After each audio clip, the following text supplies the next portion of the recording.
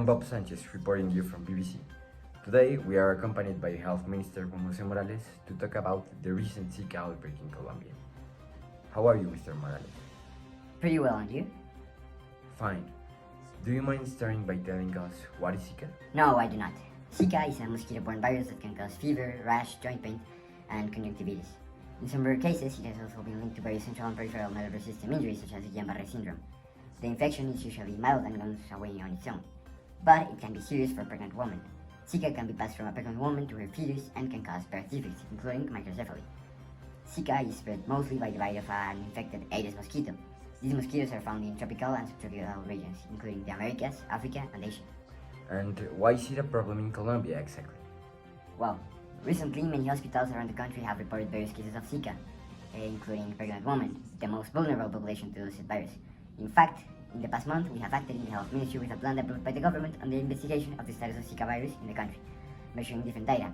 First, number of cases, including confirmed and suspected cases, and their geographic and demographic distribution, with a weekly analysis of the trends. Second, the community transmission, including the travel history of the virus and the mosquitoes, and clusters of cases.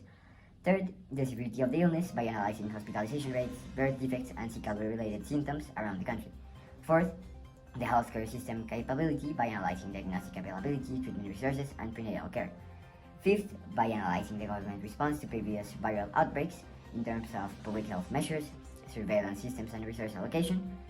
And we also took some extra considerations such as sexual transmission, socioeconomic factors, and community awareness, which might be useful to understand the situation. Interesting. But why did you choose this investigation approach? The methodology and criteria used is a model to study mosquito-borne viruses, which appeared from the study of West Nile virus in the United States. So I will exemplify how it was developed to understand it.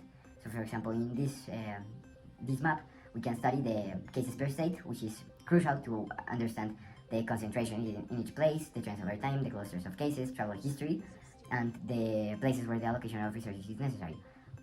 This one to identify the relationship between suspected cases and the symptoms reported to identify the danger of the infection.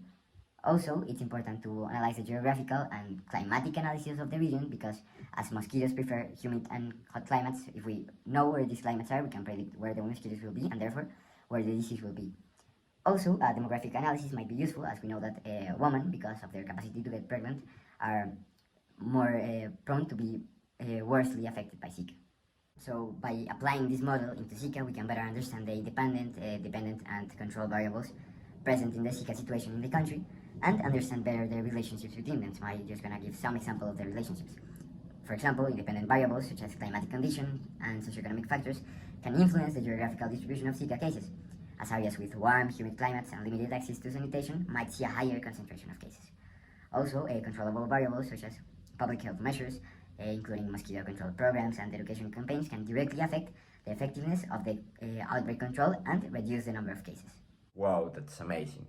And I have only one question left for you. Do you see in our near future the possibility for a vaccine? How could it be developed? Well, first of all, a vaccine is really costly and it takes a lot of time. In average, it may take 5 to 10 years and have a spending in the 1.2 to 8.4 billion range. There is currently no commercially available vaccine for the Zika virus. However, to name some candidate methods to find a vaccine, it's important to mention the following. I will not explain each of them, but just mention them as we don't have the time. For example, inactivated vaccines, live attenuated vaccines, DNA vaccines, and subunit vaccines. Any of these methods would involve a lot of biology, chemistry, math, and even statistics involved. Scientists would need to analyze the genetic makeup of the strains of the virus, compare the most suitable vaccine platform, mRNA, DNA, etc., analyze and compare the preclinical trials, results on animals, and then the clinical trials on humans through phases 1, 2, and 3 of the protocol of trials, and much more. And each vaccine implies a lot of more process, but this is just a fast resume of how a vaccine might go. That's all, Mr. Morales. Thank you for being here with us at BBC. Thank you, I was pleased to be here.